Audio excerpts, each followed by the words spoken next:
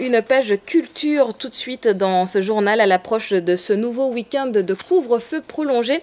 Voilà une idée lecture très réjouissante à savourer dans son hamac ou depuis son canapé. Cet ouvrage consacré à la musique guyanaise que vous nous présentez aujourd'hui, Marie-Claude Tébia. Bonjour. Bonjour Myriam, bonjour à tous. Alors ce livre est un ouvrage important et fondateur pour tous les amoureux de littérature mais aussi de musique.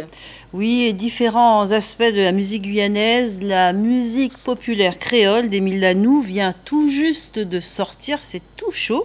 Il s'agit d'un livre qui tente de comprendre les fondements de la musique guyanaise et comme le dit l'auteur, il faut aller au-delà du mythe et démontrer que la musique guyanaise dans son ensemble est une partition globale qu'il s'agit tout juste d'écouter.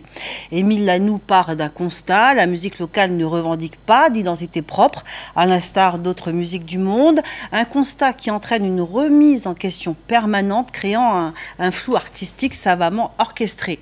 La musique guyanaise, ce sont des rythmes, ce sont des chants, des mélodies nourries par l'histoire des peuples de Guyane. Certes, il existe des musiciens dont le répertoire est ancré dans les mémoires, mais il y a la conception de la musique elle-même, les bases, les notes, les rythmes, ces mélodies qui ont évolué en même temps que la société et qui à elles seules racontent une histoire. Ce livre propose donc des analyses en fonction des époques et cherche le lien, la justification, inscrivant le patrimoine musical dans une identité propre. L'auteur se décrit comme un essayiste, un artiste militant qui rend ses lettres de noblesse à la musique de Guyane, quel que soit son style.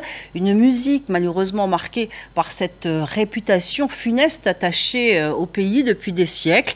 Écouter certaines chansons, c'est entendre l'âme guyanaise, Myriam. Et oui, c'est un livre qui se découpe justement en 20 chapitres, Marie-Claude. C'est un essai de 444 pages, une œuvre de réflexion et de référence très complète et très poussée qui s'adresse certes au grand public, mais aussi aux chercheurs, aux universitaires, aux étudiants.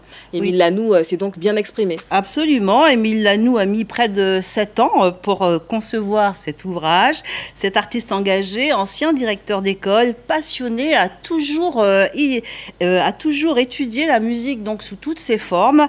L'auteur a identifié et décortiqué les époques successives, mais aussi tous les styles musicaux connus de Guyane, les musiques traditionnelles, les musiques créoles, amérindiennes, bushinengue, évidemment donc les musiques carnavalesques, le reggae, le jazz.